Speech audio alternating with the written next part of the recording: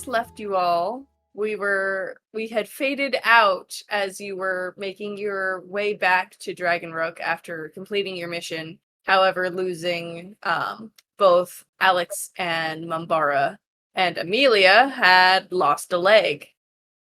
But as we go on, we'll fade in. Who would like to have a scene first? I'm happy to if everyone's going to have stage paralysis or. I was more thinking about like if we're doing this in chronological order. I don't think mine can happen. Mine would probably take like a week or two before it would happen. So if someone happens before then, but otherwise, like nothing happens for 2 weeks, then I'll take over. But okay, well, some of these things are going to happen simultaneously, so we can go ahead and start with Joe's. Or how about this? We'll go from Joe to Kitasha to Mako, and we'll kind of do a thing like that, and I'll let you know kind of what area of what you guys have told me that we'll be in, and we'll go from there. Perfect. All right. So, fading in for Joe, it's been a few weeks. It's taken this amount of time for Amelia to heal enough that she can have a fitted peg leg prosthetic. It is a starter prosthetic, as she's adamant that she wants you to design her new leg. But in the meantime, while she's been recovering, you've been working on rebuilding your home. The guild has given you a large sum of money to rebuild what you've lost, as well as a team to help you in reconstruction. And today, Amelia is well enough to come see what you've worked on so far.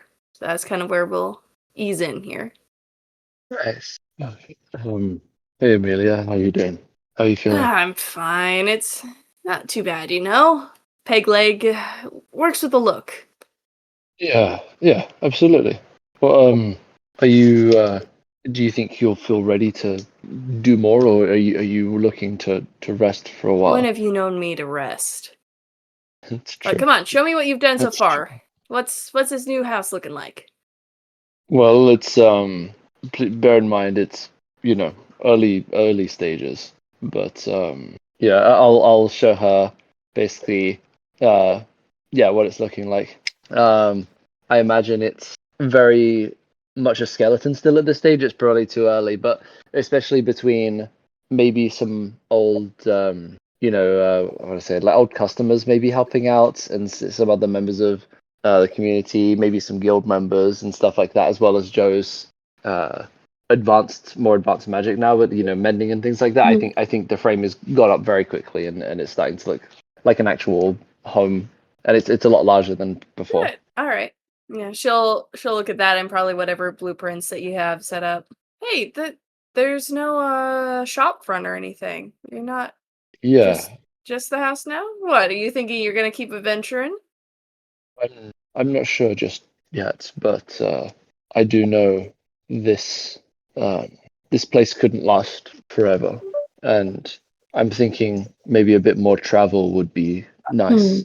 I think so too. And we could, who knows, maybe take some more work from the guild. I'm not sure. It's early days, and we can definitely discuss as we figure out some more things. But yeah, right now I think I just want to just be us. I don't want to think about letting in customers and taking up time and being tied down just to one location only. What's this tied down to one location business? You're starting to sound like me. Maybe a little.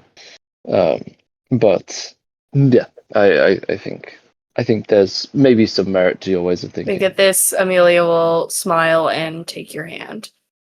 I think Joe looks down at it slightly dumbly. That sounds about right.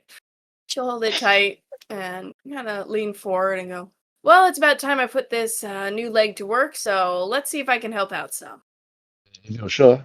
I don't want to, I don't want you to make anything worse or get more injured or anything. She'll let go of your hand and walk forward and throw a wink back at you before going over and picking up a couple logs to begin going to help. It's just an entire tree. Yeah. We'll fade out there, and we will head over to Kitasha, who is currently taking Brutus and Fila all over New Dragonrook to places that she went on her earlier adventures with. I think we'll start at the Sparkling Traveler, which was the shop she initially went to looking for her amulet. Both of you, come. They have the most amazing charms for bracelets here, and I need to find more. See, I only have 3. I need more. Come. Yes, all right, we're coming. That's Brutus because I can't differentiate the voices. It's fine. Don't. As you enter the Kenku that you had met early on, I think it was episode 14, if I remember correctly. It was super early days. Looks up. Ah! Kitasha! Welcome. Oh, new friends. Did you find Locket? Oh, this, and she does a shimmy. Ooh! Locket. Very nice. My info, right? It was. Yes. Good info. Always good info. And I need new charms for the bracelets. Ooh, new charms. Yes. This way. And she will lead you all forward and bring out a huge thing of charms that she'll kind of thud onto the countertop. Please take a look. Yeah, and I think Kitasha will pull out, because Mako said that we couldn't get the seashell charm until after we got back from Akamoros, and then shit hit the fan. She's gonna pick out seashells for her bracelet as well as Joe and Mako's. And she's also going to pick out ones that look like a tower for the radio centers. And then she's also going to find one that, what should the last one look like? Probably one that looks like an explosion that has a jewel in the middle of it. Ooh, okay, yeah. You're able to find those, and while you're looking for those, Brutus and Phila will be looking around for. Sorry, my dog's barking. Looking around at the shop themselves. Brutus seems quite enamored with a couple quill pens that he's seeing, while Phila is looking at a couple intricate necklaces. Oh, yes, good find. You can put these. I throw in. What else you want? We can make deal. What else? I don't know what else. And she looks for something that looks like either a pendant or something that looks like she's going to look for a brooch or like a tie clip that looks like the blue crystal flowers. Okay. So that Merlin can actually see what the flowers look like for once.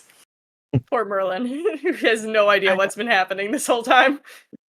Poor boy. Yeah, you're able to find something somewhat similar at least. And she'll put all of those together and she goes, the other two, they with you? They get things too?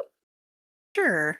They can be spoiled. Yes. And Kitasha, as the Kenku turns around, Kitasha will look over her shoulder and throw them both a wink. I think Philo will kind of do a little preen and just shimmy, while Brutus kind of flushes a little bit and holds the feather quill a little closer to his face and kind of the quill and the necklace that Phila was looking at will both be plucked from their hands by the Kenku, who quickly shuffles around and puts all the things. 3 gold piece. Ah, you spoil me. And Kitasha will slide the 3 gold pieces. Yes, good. Let me wrap these up. She'll begin wrapping them up. And as you think back, you can't believe that it's been just about a year since you were standing here before, when you, Joe, and Mako had all gotten your little friendship bracelets. And you know what? The Kenku had been right. Guaranteed friendship. Yep. Not forced together by Nah. anything or anyone. Nah. And now you can kind of make a decision if you want to continue on showing them around. There was also the Scottman Farm, which is where your little goblin friend was last seen. There was also the goblin that you had met in the apartments district during that whole, burning hands fiasco. Mhm. You think those are probably the only 2 that you'd be able to see currently? Yeah, Kitasha's definitely going to take him to Scotsman Farm. And then if there's time, she will also check up on Reginald. Oh, yes, Reginald. Yes. Yes. I recall this NPC. The bird, yes. Yes. Okay, yeah. Yeah, you can make it, for Scottman Farm, you're able to make it out there. It's just a quick, little drive away, and you can see the award-winning tumbling sheep as you're going through. Your little goblin friend, who you realize up until now you had never gotten his name. Nope. He was too busy being sad his friends were murdered. His name is Gloink. Gloink. As he introduces himself once more, and he has been thriving. He has been a great help on the Scottman farm, and, just really, really couldn't believe what you were able to do for him and give him a whole new lease on life. Mind you, you did brutally massacre his brother, but you gave him a new lease on life. I mean, not you personally. It was really Mako, but... Yeah. Mm-hmm. Yeah, you're able to catch up there, and you're able to also put in a visit to see Reginald.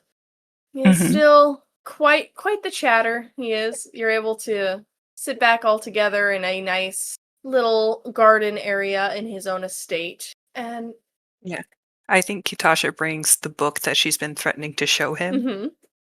The green-backed Fey Vellum. Yes. He will eagerly take this book, and he will give you a couple of his own for you to start reading. And you come to the realization you've formed your own little book club with this man, and soon to be kind of a fun get-together. From here... Perfect. Yeah. From here, we'll fade to Mako, who I believe is wanting to finally formally introduce Quill and Vritzika to Merlin.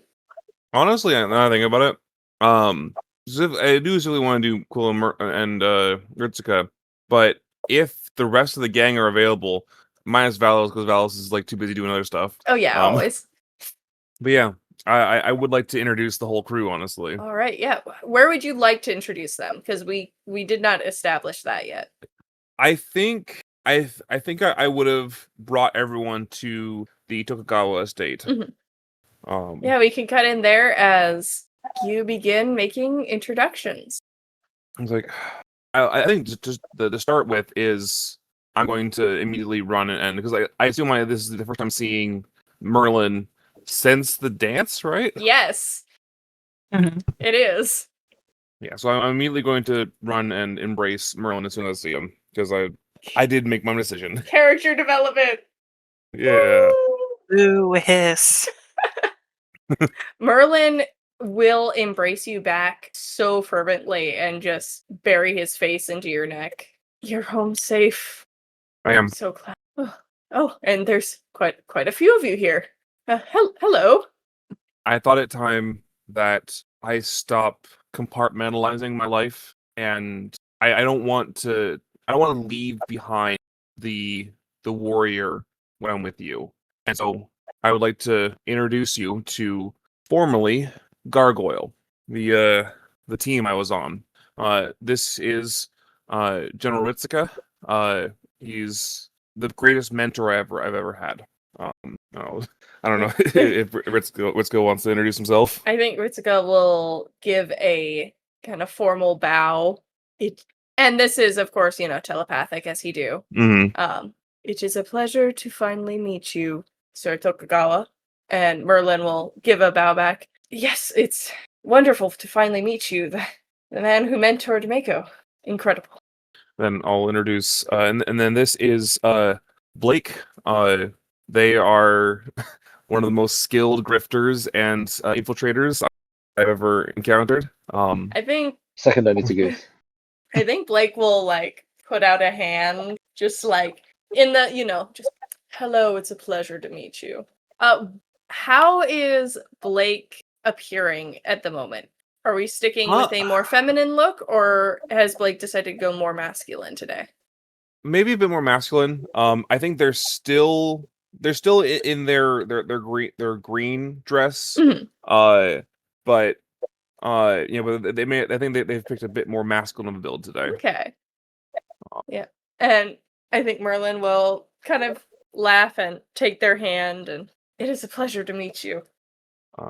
This is Goose. He is the most skilled thief I've ever encountered. He is also just a very entertaining and fun person to be around. I think at this, Goose will just run up and embrace Merlin. The whole slimy hug, and he's like, "Oh, hello there, pet, pet, pet." And Goose will kind of do his wiggle wobble. I think Mako will pull out a feather to give to Goose to distract him so he stops accosting Merlin. Yeah, he'll go, "Oh," and play with his feather for a bit. And finally, this is Pietro, incredibly skilled warrior, one of the bravest people I know. I think Merlin and Quill will make eye contact. Quill is quite a bit taller, isn't he? Yeah, I think Quill is around like 6'3" or something. Mm-hmm. And Merlin is shorter than Mako. Yeah. I think they will make kind of awkward eye contact with the height difference, but I think Quill will actually be the first to offer his hand to shake, and it's a pleasure to meet you. Take good care of Mako for us. And Merlin will kind of be a little shocked, but just nod very, sincerely and seriously and take his hand and give it a firm handshake. Of course, it's an honor to finally meet you. Thank you for taking care of Mako for so long. Well, we have a lot of time to catch up on. There's a lot of stuff that's happened since we last talked to each other. And then also we have a lot of wedding planning to do. Yes, indeed.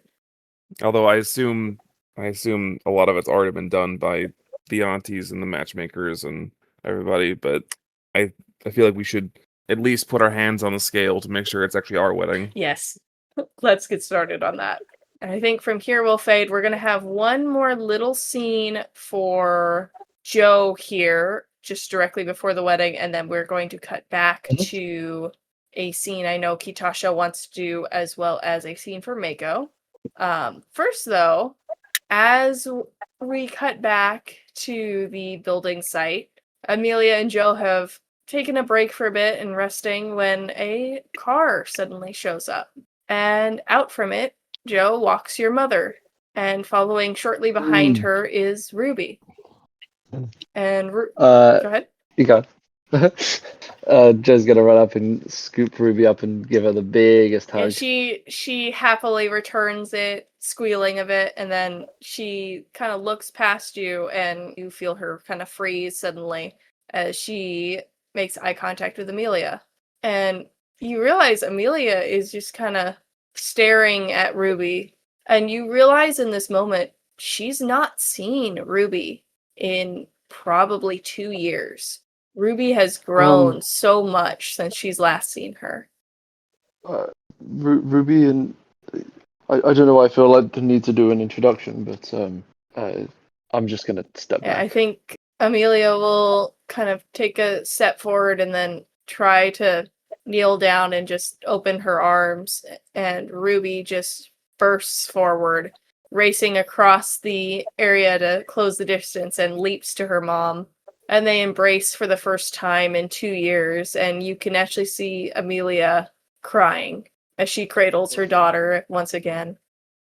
This is a good day. This is a very good day. Good day indeed. Now, we're gonna cut forward about 2 months, because there's a wedding to attend. And we could cut straight to the ceremony, but would you guys like to have some time, as part of the bridal party, getting ready with Mako?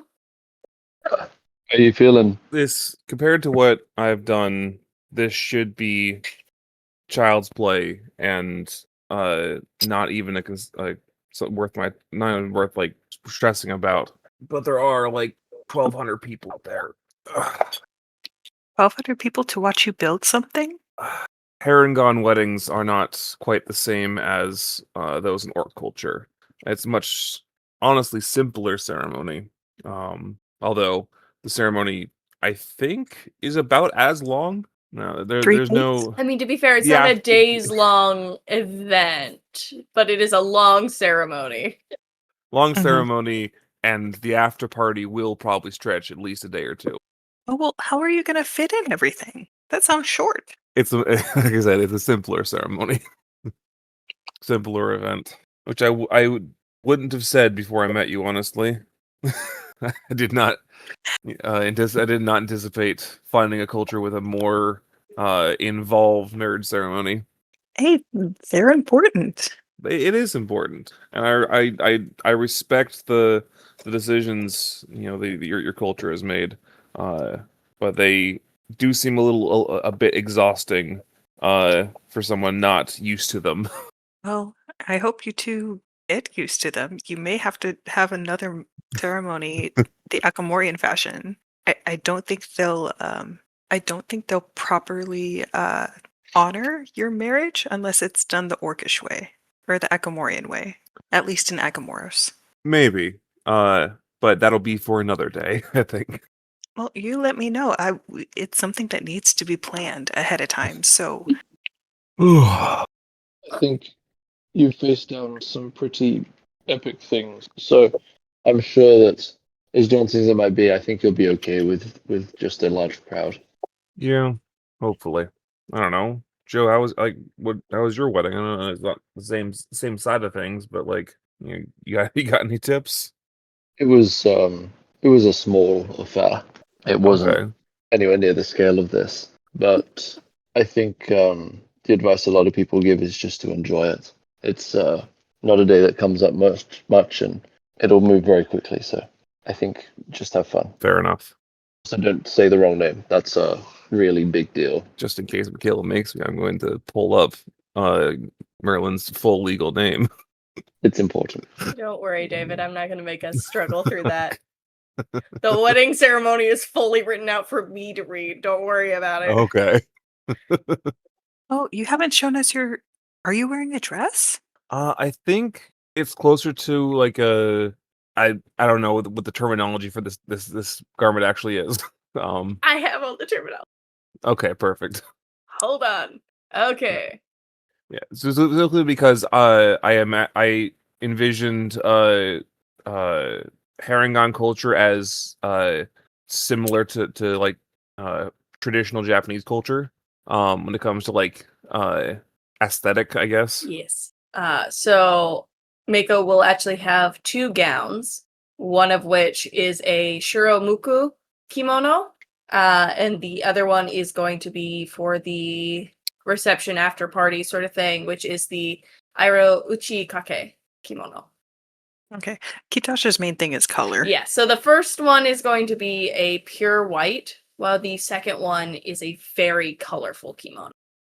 Probably mostly blues. And Kitasha, you have actually been given a kimono yourself to wear, whereas Joe has let me grab it.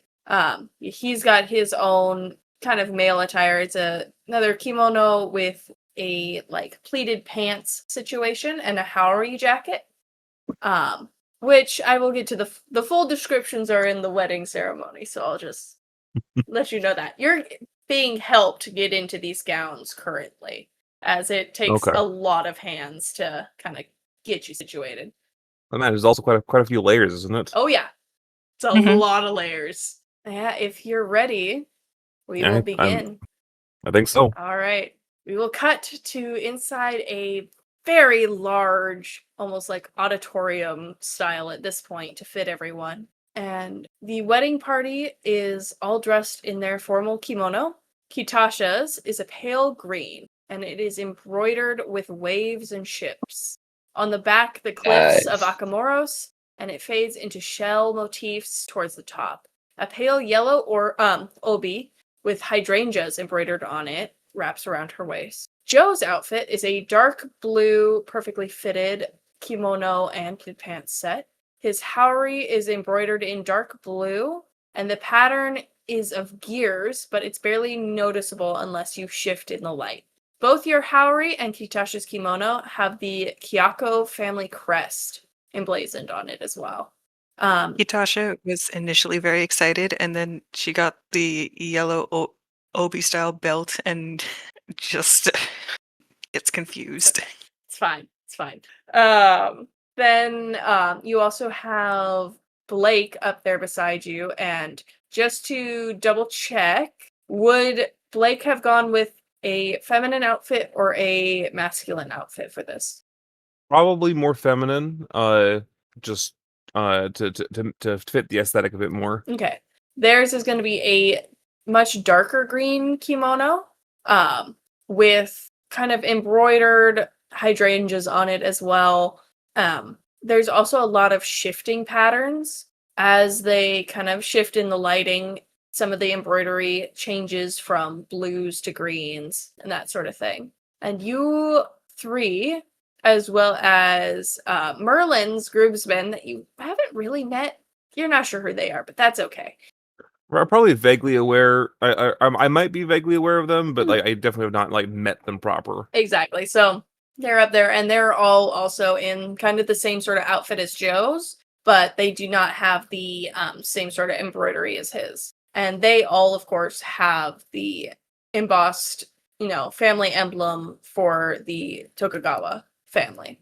And then in between both sets, there is the officiant, which is an old Harangon with graying fur, and he's in his own kind of light gray, kind of howery pleated pants, the whole kind of situation. And as you guys kind of, out of the corner of your eye, as you're waiting for the ceremony to start, you kind of are able to take in the room to see the gold accents with many blue and purple flowers, and most importantly, the many, many flowers that Merlin has cultivated that were dedicated to Mako, and he kind of cross-pollinated to create a Mako flower.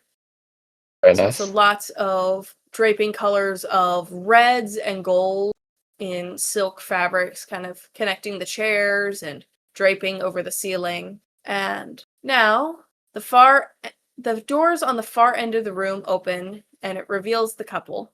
Merlin is leading the way in a Montsuki, Haori, and Hakama array.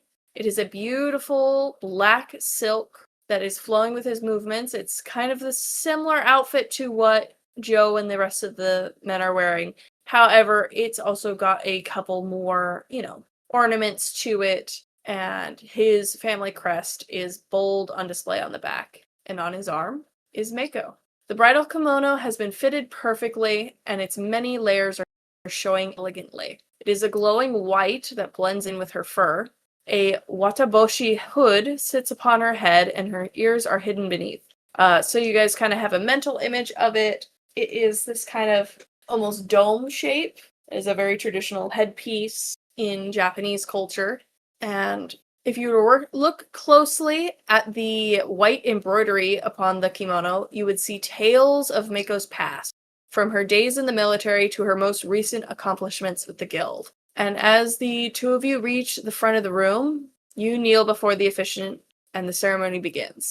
It is a long, complicated ceremony, but complicated in a way that isn't what Kitasha is accustomed to.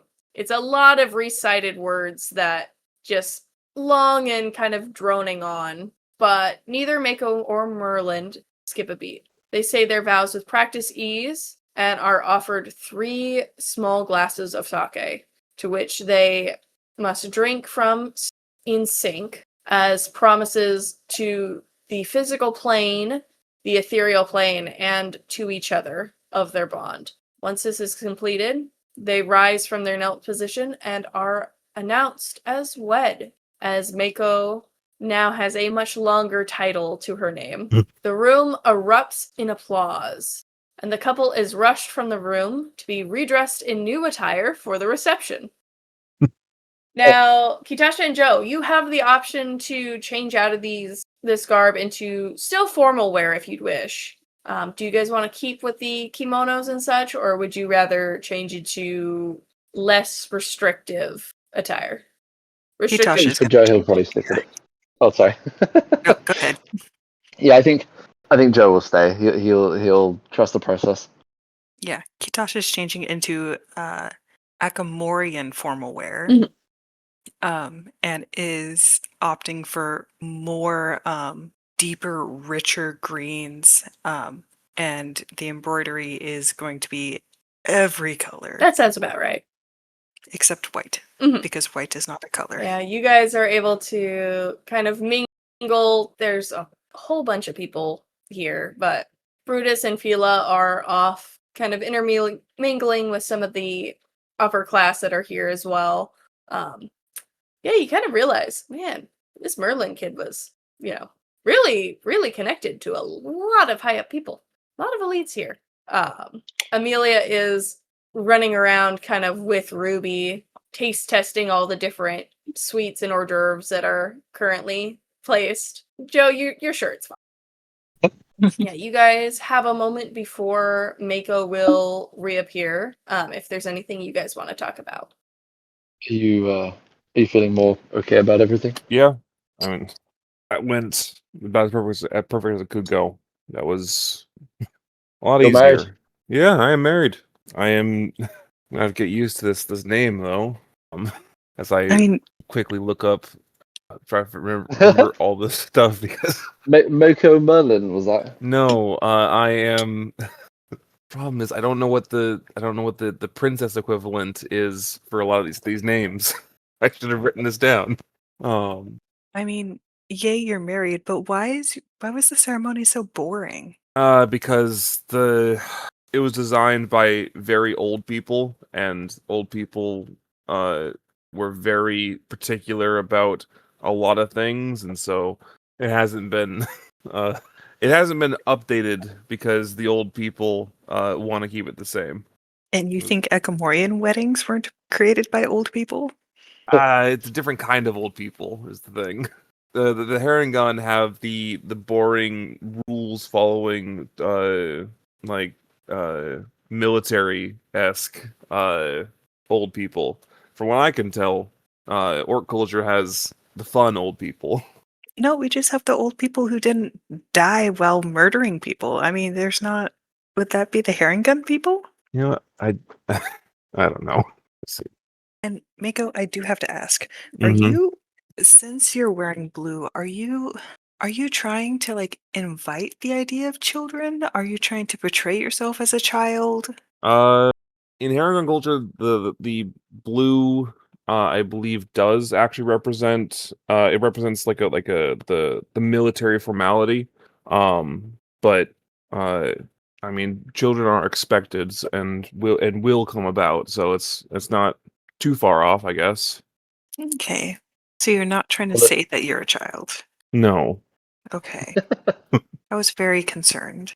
In any case, wherever your life may take you, it's going to be fantastic. Yeah, I think so. I think I'm not gonna slack off my training or anything like that, but I think I've done enough, and I think the world's been I've done enough world saving for one lifetime. I think that's probably fair. Yes, you maybe have earned at least a rest for a time. Although I still expect, if the world is in danger again, I expect the three of us will reunite in some capacity. Maybe. Depends on how long I live. Oh, Mako, I have a gift from Merlin. And Oh. Kitachi will pull out, I think it's closer to a brooch than a tie clip, but the approximation of the crystalline flower. Okay. Since he didn't, we weren't able to get a piece of the flower for him. I'm sure he would love this. Which reminds me, I need to. I was meaning to get in contact with Matron Melody again sometime. See if I can get some actual Fey flowers for him. Yeah, that might be important.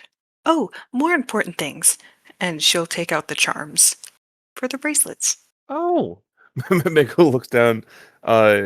Honestly, had forgotten a little bit for a second that that it was like gold or silver.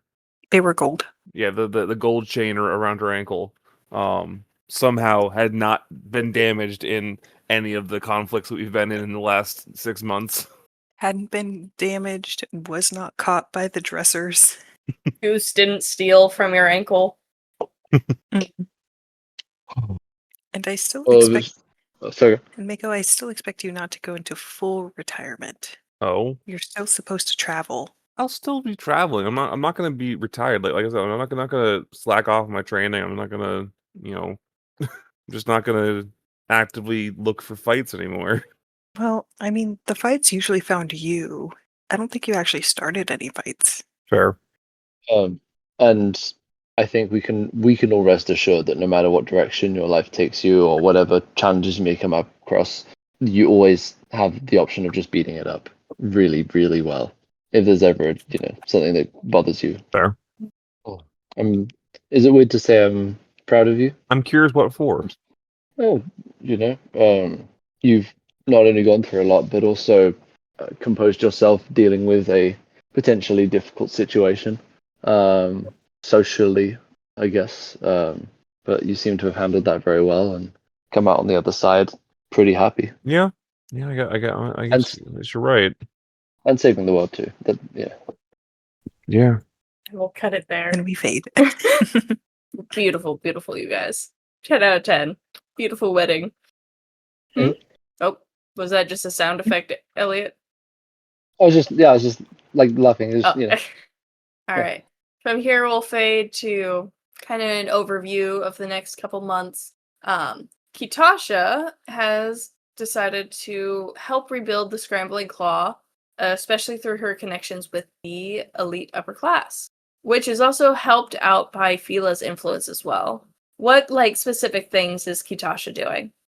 I think Kitasha is reinserting herself into the party scene, not necessarily in the same way she had before, but she still goes. She still actively seeks out the wallflowers, makes them feel seen, and will just kind of slip in things about the guild and will help raise money and stuff that way. Yeah, and I think with Fila's influence as well, with his kind of status as a knight, as well as kind of his family influence, you guys are able to raise up money relatively quickly, as well as just gathering supplies, that sort of thing, through these sort of means.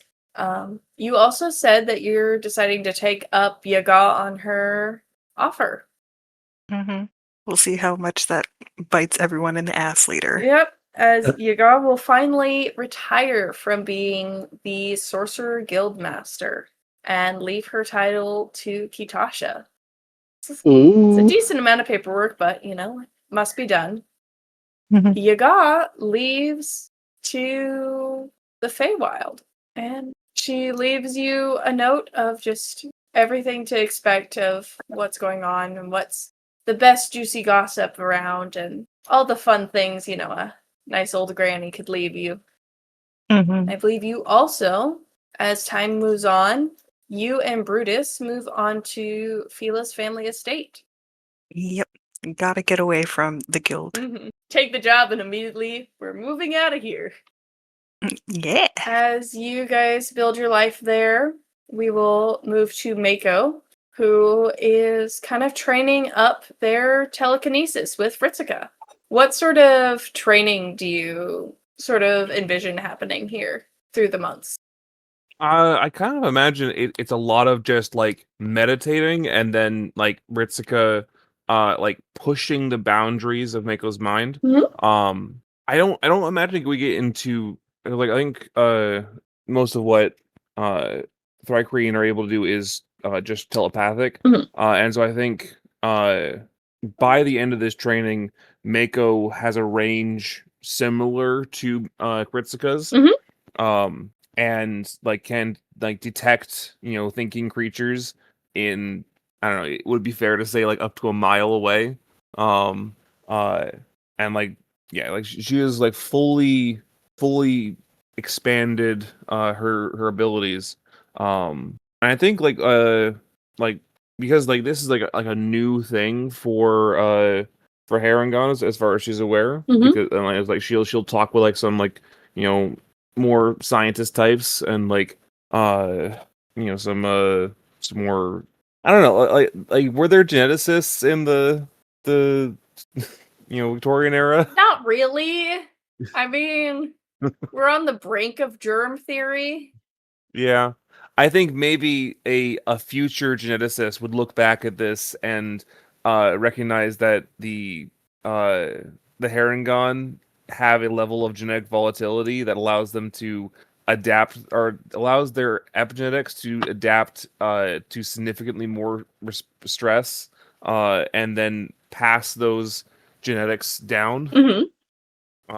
Because honestly, while we're Or if there's no similar scene, I'll jump to what's happens after this. If you would like to jump to what's after this, we can, just as a kind of future thing, and then we will jump back to Joe's scene and then the raiding party, which is where we will finish up. Yeah, I think we'll do that just for convenience. Sometime probably like 5 or 6 years in the future, probably. Let's say 10, just for convenience. Some of Mako's, or I probably want to say most of Mako's children. That being, I think in 10 years she's probably had 4 litters. That sounds fair. So of her 18 children, probably 15 develop some level of telepathic ability, introducing a brand new subspecies into the hair and gun culture. So now we have a new subspecies for anyone who's interested. David is in charge of writing them up. I will. All right. Amazing. From there, we're going to hop back. Joe, I think you and your family are preparing for a vacation to Akamoros. For some sort of celebration thing, I think. Yeah, I don't know all the details, but What does that look like? Kitasha has at least informed you should be wearing red. okay. I reckon we cut in maybe on a scene of like regular family life chaos, which, despite himself, Joe probably has missed greatly. And so it's like, where are okay, have you got your sunscreen? Have you got this? And then just running around chasing up after Ruby, who's somehow created more mess, even though all of her clothes should be packed somehow. And I think it's a very familial, very silly moment. Yeah. I take it that Hercules is somewhere in this mix, maybe bounding along with Ruby. Yes, yeah, I think he's in the process of following my command of picking up anything she drops, which is giving a command that vague has turned into issues. So she's been, I don't know, tearing up some pieces of paper, and he's very awkwardly trying to pick up each single shred. It's a whole mess, and he's getting in the way of myself and Amelia trying to get through. So yeah, it's a disaster, but a fun one. And I think maybe during all of this, Joe just catches himself and laughs and smiles at Amelia. She'll smile back and kind of give a "what you looking at, punk?" sort of head nod. Yeah. Oh, go ahead. It's just fine. As we fade from here, we will cut to Akamoros. You all, with the help of Kitasha, were able to book another, trip to Akamoros with Captain Naveen, who was more than happy to welcome you guys on his ship once more. And as we look over the island, it is filled with movement. Food is being brought out. Dancers are preparing. Storytellers are readying their voices. The raiding party will be returning within the hour, and there's still much to be done. The whole island is adorned in red. Flowers, silks, blankets, everything a bright shine of red. Excitement buzzes about as Kitasha awaits her children's return. She herself is adorned in red, along with Fila and Brutus. And we will cut to you three as you are finishing preparing. Tasha, are you excited? Well, of course. It's not every day that your kids come back. And they'll be adults. They can take care of themselves. This is a good day. Well, yeah, it's kind of hard to have a bad day here. That's a nice way of thinking about it. Did Joe bring Ruby? Yeah, absolutely. Okay. I think Kitasha will make sure that Ruby has like a little blue ribbon to denote that she is a child. Like she can be all in red, but she'll have a little blue ribbon either in her hair or on her wrist, just to help denote. Nice. I just whispered to Ruby, just go along with it. It's Yeah, fine. Ruby's fine with it. She's more excited to try all the different foods that are currently out at each little area, and she's been running back and forth. And to be fair, so is Amelia. They've kind of been just testing food at each kind of table. Not really table. They're just placed out on the blankets, but... I think Kitasha will pull them aside during the preparations and just say, come. and we'll take them to the wild goats. Oh yeah, no, they're gonna have a lot of fun with the goats. It was nice. See, this is how those two were supposed to react upon seeing the goats. Your dad thought they were demons. I mean, in my defense, goats are all kind of scary. I think in the meantime, Ruby has already tried to climb on top of the goat to take it for a spin. And you know what? We're gonna have one roll this campaign. One roll to finish this out. Ruby has decent animal handling, unlike her father, and manages to not upset this goat that she is now riding on the back of. Mm-hmm. I think at that moment, Fila rides up on his goat, and they bound off together. It's adorable. Awesome. Yeah, as we kind of look on in this, and we'll fade in and out as the children return. They are welcomed uproariously and guided back. Kitasha, though not the eldest, has been deemed speaker of the family for this, as they are her children, and will stand in the center of the celebration with her children to present their trinkets of adulthood. Yep. And Kitasha she has amulets prepared, much like her own, that have a general carving of the house banner on the back of them. And she pricks her thumb and squeezes it until there's blood. And then she wipes the blood across each of the amulets, and says, you have gone out and you have bled and have returned as warriors. And I did not write this down, but the Orcish word for warrior is very similar sounding to adult. Mhm. So it tends to be intermixed. Perfect. And you're able to place these on their necks, and they all hug you tight. Very, they've come a long way from the Spring-Heeled Jack impersonator that they were. And as you all look about, you kind of smile to yourselves in this happy moment. You all feel at ease. Whatever adventures may lay before you all, they're for another time.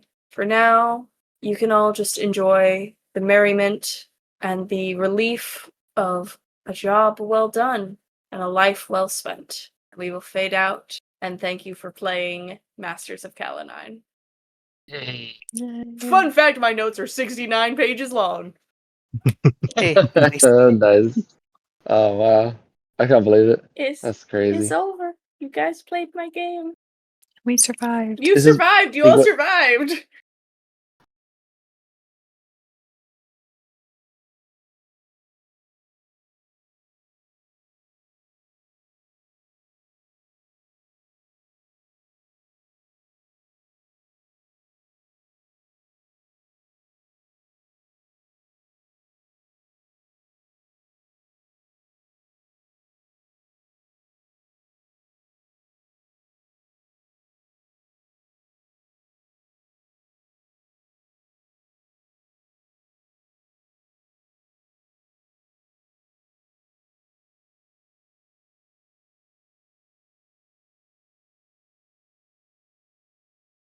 Wasn't it like 2.5 years? Have we calculated? I think Let me look. It's When the think it's been first longer. episode was uploaded, I think it's closer to 3 because the first episodes were with the apartment, my old apartment. let's see, playlists, Kalanine. Nope. the first episode was uploaded May 13th, 2024.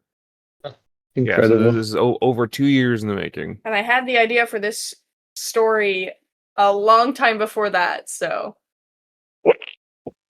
Yeah, this is awesome. we've come a long way, guys. We did it! We did it! I believe We it's did it! been as long as it has. It's kind of crazy. Oh, it's been fun. I'm happy that it all turned out well, and I'm also happy to have a bit of a break. But not for long. At least this way, I'll have someone to help me with the DM prep as well. Yeah, that's It'll be fair, and good. you can work on it together, and I think the alternating week still is quite nice. So obviously, I know we talked about having the all in on the current campaign for Mhm. David's one, but yeah, in general, it will be like going forward for the campaign 4, having a alternating is probably a good Yeah, thing. and technically we'll also have a bit of a break because you and I are not going to be here on the 3rd. Yes, yes. So Okay, so no game next week. yeah, no, or unless you guys want to run something else, but yeah, we're gonna both be in Ohio and have a 6 a.m. flight. So we'll be back by on the 8th. So we should be able to do the campaign on the 10th. There we go. Okay, I have that updated on my side.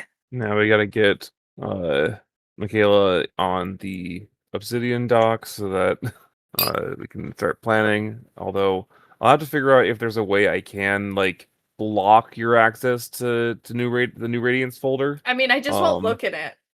Okay. You can. I don't want spoilers.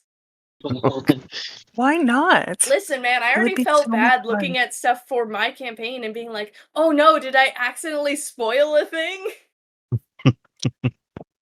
This has been good times. Also, I really enjoyed this. I've moved 3 times in this entire campaign. Yeah, it's a good metric. I think I was thinking about how I really enjoyed how many tones you used in this one. I liked that we had some kind of spoopy vibes, and we had some more like silly vibes. We had heists. We had like going on a big train, like just we had, and even just the mission variety. We had more like protection missions, and we had more like fighting missions and stuff like that. It was very versatile, and I think that kept it very like fresh. Yeah, we had the 3 major themes: spooky, silly, and train. Yeah, I mean, to be fair, we had Luigi's Mansion mission. We Mhm. had horror movie zombie virus mission. Mhm. We had, Cowboys on Trains mission. Mhm. Then, we had to, keep going with that sort of theme. So we had to have, the massive party heist. Yeah, the high society soiree, that was fun. Mhm. Had to have a whole bunch of, bombs in the city. You gotta defuse the bombs. Yeah, we had a 24-hour sequence. Yeah. And we had And a we finale also where I had a straight up beach. thought at least one of us would die. We had 2 beach scenes. Yeah. 2 beach arcs. 2 beach The only episodes. thing we were missing was hot springs. No, we had the bath episode. Oh, that's true. It was just really early on. Joe just wasn't part of it. Yeah. And that was a total throwaway line that ended up resurfacing.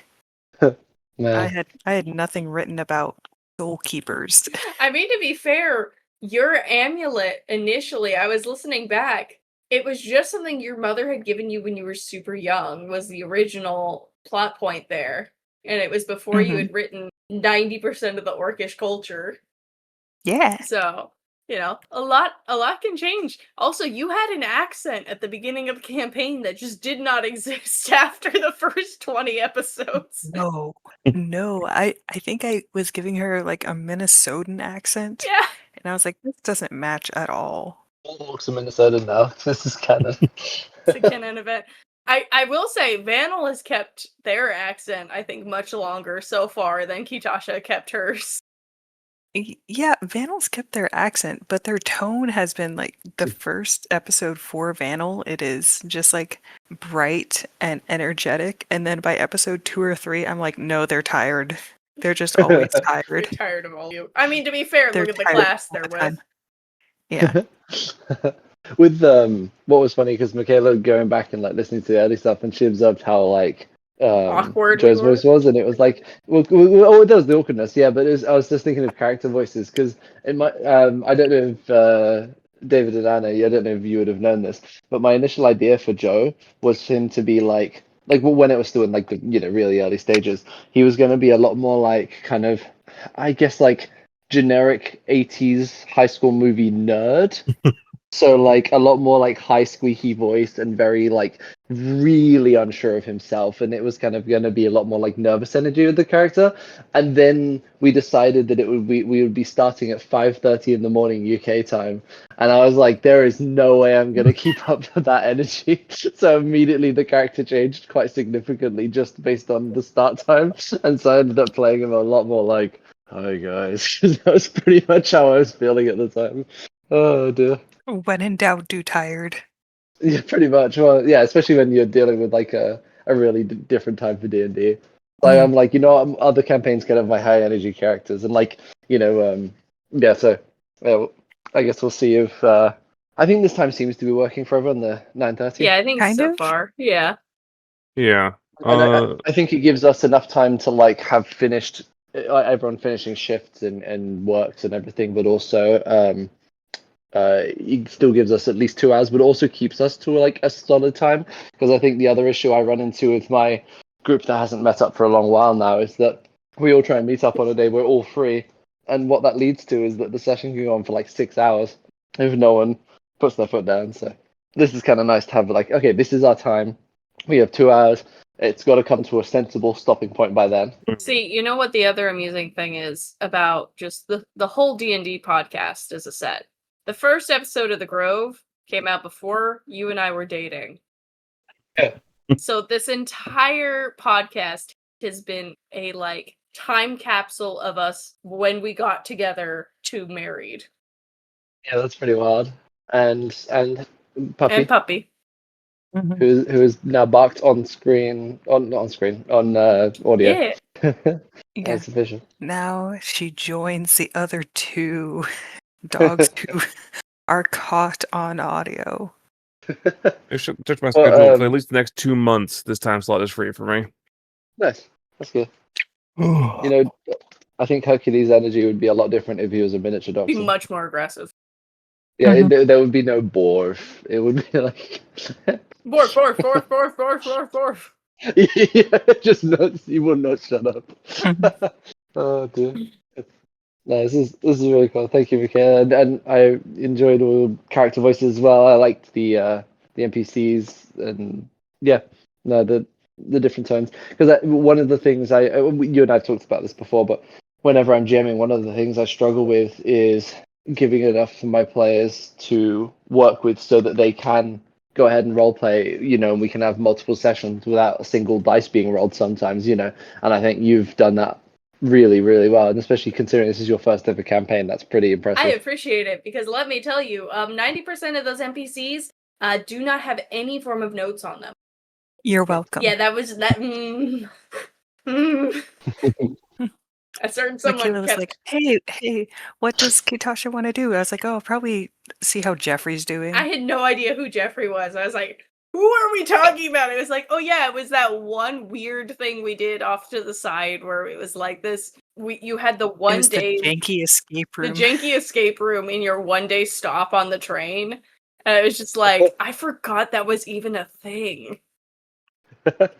No one beats Anna's note taking. Dude, seriously. Listen, I have no notes. I have nothing. Mine's like a steel trap. Yeah, I did put my foot down. I was like, we're not seeing Jeffrey. There's nothing on Jeffrey. I'm not making up stuff for Jeffrey today.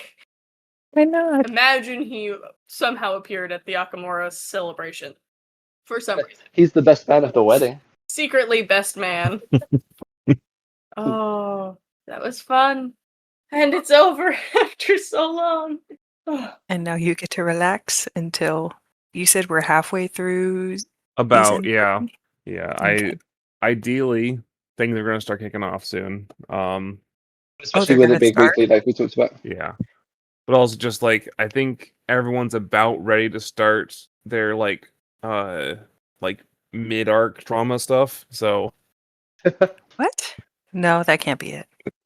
One thing I gotta say is I think Apple all of doesn't us as a have group trauma. have gotten really like the characters have got really good depth, and I feel like each maybe it's just better communication and stuff, but I feel like each successive campaign we've had more communication with the respective GMs of each of the three so far, Mhm. and the characters have had a lot more generally speaking, had a lot more depth, and each time we go and like actual measurable flaws and stuff like that. So I really enjoyed that, and there's a lot more to role play with, I guess, besides like being silly with each other. Right. But like there's actually like deep questions our characters can ask each other, and I think that I like that a lot. See, you say that, Eliot. I haven't changed. Maybe not, maybe and I Sarah guess and it's David have copious messages. it's We got the and I receipts. guess that's Yeah, no, obviously it's a small sample size, but like I guess I've noticed, like having played in all three, there's more and more things. Like just for me as a player, like when I looked at some of the characters from the very first campaign, no, I didn't necessarily immediately, like no obvious questions came to mind about like that I could ask the rest of the party, like, hey, how do you feel about this? But like each one, I feel like there's been more and more that I have to like go off of and to draw from. So that's been nice. Yeah. See, the next campaign, I'm gonna actually have to be a lot better about my like writing everything out, because there's gonna be a lot of social work on my side of the campaign. Oh, I Yeah. wanted to mention now that this is all over and we can't go back and fix it. We may actually have supposed to have lost that final fight. Because at the end of the episode, like that directly before the finale there, Mhm. if I remember correctly, when I was listening back, Feliel ended that with a reverse gravity that we forgot about. Oh, No, there was a time skip. Don't worry about it. yeah, I Like, did there was forget anime that. To be fair, I So- think Joe was the only one who had managed to to save, yeah. yeah. So you Mhm. know what? It's fine. I'm just the fall damage there would have killed Mako. Or at least took you to 0. Yeah. We'll retcon it. It's fine. It's fine. Actually, in the area, the gravity is already upside down, so actually they just fixed the gravity. The reverse gravity just put it back to normal, so we were all fine. Yeah, he accidentally double cast. You know what it was? That when you guys, broke the flowers and the veil fell, the whole barrier thing fell, and Matron Melody and all of them back in, they caught you all with and like cast like feather fall on you. It's fine. Although, real quick, was Faliel a sorcerer? He was a regular wizard. Oh, okay, was it? Okay. It did I was take gonna say if he's a sorcerer, yeah, like further to Anna's point, it could be a twin spell, and he just, yeah, like you said, double cast it in the same spot. It's the most useless. Oh dear. It's It's silly. fine, David. Don't point out me forgetting I did things. Now it just makes No, me want it's to build a fine. This is character that part of- just. Oh, sorry. this is just part of the cold open. Yeah, we're just gonna just chuck all of this at the beginning.